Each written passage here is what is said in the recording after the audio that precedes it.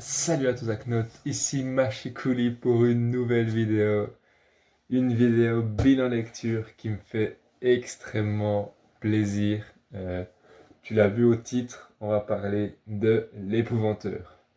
Et si t'es un mec assidu de ma chaîne YouTube, tu as sûrement regardé la vidéo qui est sortie il y a 2 jours, qui t'explique ce que c'est que la saga de l'épouvanteur, qui va un peu plus dans les détails de la globalité, on va dire. Donc, si tu l'as pas vu, hop, je te mets le petit lien là, et puis tu peux aller sans autre la visionner, histoire de savoir de quoi on parle finalement. Dans cette vidéo, j'explique que voilà, j'ai un certain nombre de tomes de l'épouvanteur, on va pas se mentir, et que j'ai décidé d'en faire 6 vidéos, d'où dans chaque vidéo, je parle de 3 tomes. Donc, la logique veut que dans cette vidéo, ben, je te présente les 3 premiers, ni plus ni point. Il m'a fallu 6 jours pour les lire. 6 jours pour lire ces 3 bouquins. C'est de dire à quel point je suis mordu, quoi. Je suis retombé dedans. Voilà, c'est que du plaisir. C'est que du plaisir. Du coup, bah là, je vais te faire le résumé un peu des 3 livres. Alors, je vais pas tout te dire, je vais pas spoiler, hein, mais on va y aller gentiment, un par un. Je vais essayer de pas trop m'éterniser non plus. Donc, le tome 1, L'apprenti épouvanteur. Ok, j'ai commencé le dimanche et je l'ai fini le lundi. Bon, il est assez court, c'est le plus court de la saga. Il fait 276 pages et en fait dedans c'est écrit super gros. Je sais pas si tu vois par rapport aux autres livres que j'ai lus ces derniers temps. Donc voilà, ça va vite. Et en plus, ben voilà, je les connais par cœur ces livres, hein. Surtout les premiers comme tu as pu le constater dans la vidéo précédente, n'est-ce pas? Donc ça raconte quoi? Ben, c'est Tom qui est donc l'apprenti épouvanteur qui débute son apprentissage et il nous emmène avec nous, enfin, il nous emmène avec lui dans ce monde en fait fantastique. On apprend à découvrir plein de trucs. Dans ce tome-là, il doit combattre une sorcière à la fin. C'est un peu ça le gros truc. Et ça place déjà pas mal de petites pierres à l'édifice de ce qui sera le futur de la saga en fait. Donc c'est assez stylé. J'aime beaucoup ce tome, il compte beaucoup pour moi parce que voilà, c'est le premier, c'est le début. Voilà, j'ai pas trop de trucs à te dire en vrai. Par contre, j'ai plus de choses à dire sur le tome 2, La malédiction de l'épouvanteur.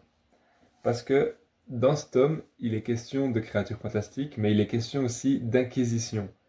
Et ben, dans la vidéo précédente, là, j'ai raconté que les premiers tomes, je les connaissais par cœur à force de les relire, mais lui pas. Parce que lui, il me faisait mal dans le sens où c'est des humains qui commettaient des atrocités. Parce que si tu veux, l'épouvanteur doit aller dans une cathédrale, combattre, enfin sous la cathédrale, dans les catacombes, combattre une créature qui s'appelle le fléau, et qui est hyper insidieuse, enfin voilà, qui veut du mal à tous les humains, qui veut étendre son pouvoir, voilà. Toi-même tu sais, c'est un méchant. Sauf que dans cette ville, où il y a cette cathédrale, il y a aussi l'inquisiteur qui arrive. Et l'inquisiteur, il veut brûler toutes les sorcières, les sorciers, les machins, et il veut brûler l'épouvanteur. Donc, c'est une sacrée, sacrée sale race, hein, on va pas se mentir. Et il fait du mal à plein d'humains, il les torture, enfin voilà.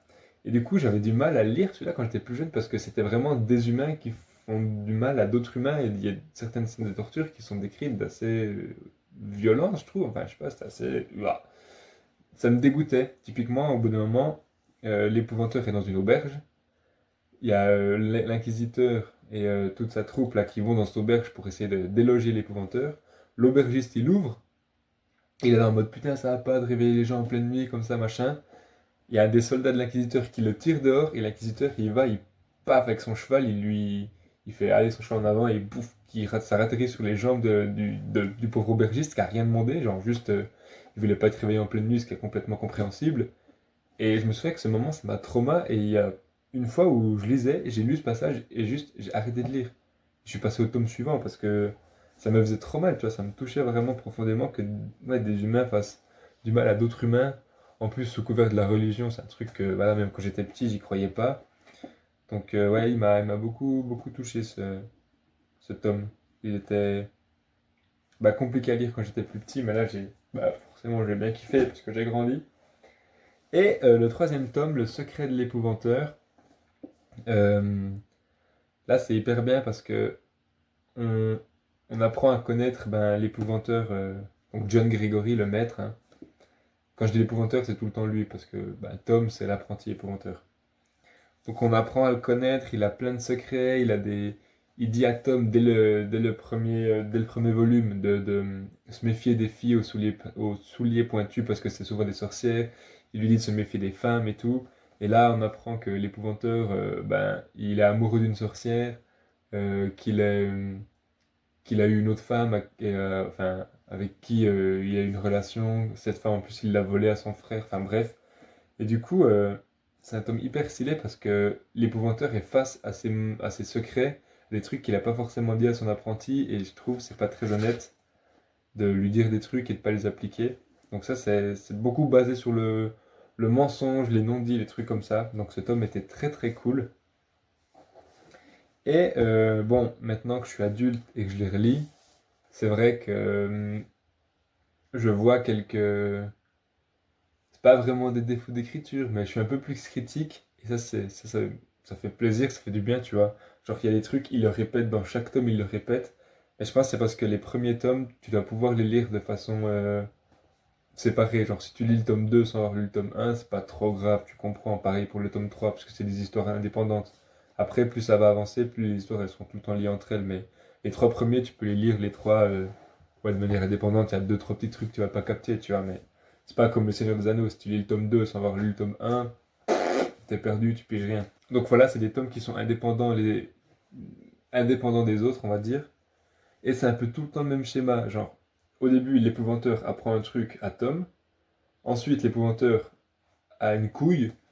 Dans celui-là, il est loin de la maison.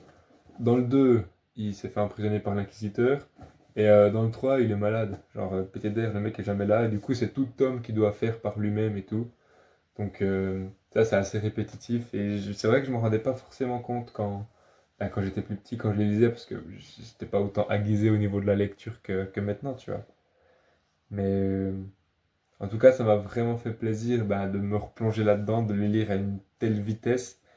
Et c'est la première fois depuis très longtemps que j'arrive à lire pendant, je sais pas, genre 1 heure et demie, 2 heures, sans être interrompu, sans vouloir aller sur mon téléphone, sans vouloir faire ci, faire ça, tu vois.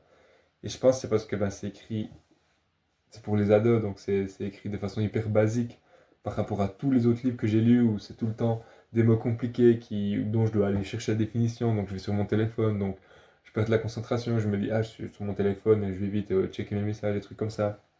Là, non, là c'est fluide, ça s'enchaîne, je lis à fond, j'avoine, donc ouais, trop trop bien, je suis vraiment content d'avoir repris la lecture. Après, ben, c'est difficile de t'en dire plus, tu vois, j'aimerais beaucoup t'en dire plus et de parler plus profondément de ces livres, mais je peux pas, sinon ça spoil. Et en plus, que tu les as pas lus, tu vas pas comprendre les références, donc bref. Mais il y a encore un truc que je peux dire, c'est que je sais pas si c'est inconsciemment ou pas, mais ces bouquins, ils ont un peu forgé la personne que je suis parce qu'il y a des préceptes un peu qui sont dedans, des façons de penser que j'aime beaucoup. Genre typiquement enfin, j'aime beaucoup le personnage du papa de Tom parce que c'est un fermier qui, toute sa vie, il travaille pour nourrir sa famille, il est aimant, et en fait, il est hyper juste et hyper, il apprend à Tom de pas juger les autres. Il apprend à Tom ben, que voilà, il y a des travaux, personne n'a envie de les faire, mais il faut bien que ça soit fait, donc ben, que ce soit lui qui le fasse. Enfin, moi, c'est des trucs que j'applique, tu vois. Enfin, il y a souvent des gens, là, j'ai pas vraiment d'exemple, mais qui se plaignent ah ben, par exemple, au foot, il y a jamais personne qui veut aider à ranger, tu vois. Et enfin, c'est pas vrai, pas jamais, mais il y a souvent des gens qui n'ont pas envie de ranger.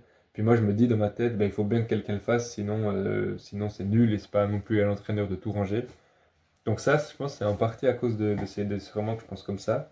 Et dans le tome 3 au bout d'un moment, il est fait question de religion, de croyance, et il y a un personnage, je sais plus qui c'est, je sais plus qui c'est qui dit ça, bref, qui dit, en fait, il faut pas juger les gens sur leur religion ou leur foi du moment que ça les aide, du moment que ça les fait grandir, ou que ça les aide ben, à vivre des moments difficiles, ben, on est qui pour juger, tu vois. Et c'est des trucs que moi j'applique dans ma vie de tous les jours, et je me dis potentiellement ça vient de là-dedans. Ou alors c'est des trucs tellement basiques que tout le monde s'y retrouve et s'y reconnaît aussi. Enfin, c'est possible, tu vois. Mais bref, Voilà, c'est la fin de cette première vidéo des 3 premiers tomes de la saga de l'Épouvanteur. J'espère que la vidéo t'a plu. Enfin, du coup, c'est la deuxième vidéo en rapport avec l'Épouvanteur, hein, la deuxième de cette série, du coup, de 7 vidéos, je pense, en tout, on verra. J'espère que la vidéo t'a plu. N'hésite pas à mettre un petit pouce bleu, à lâcher un commentaire. Puis ben, moi, je te dis à la prochaine pour une nouvelle vidéo. Bye bye.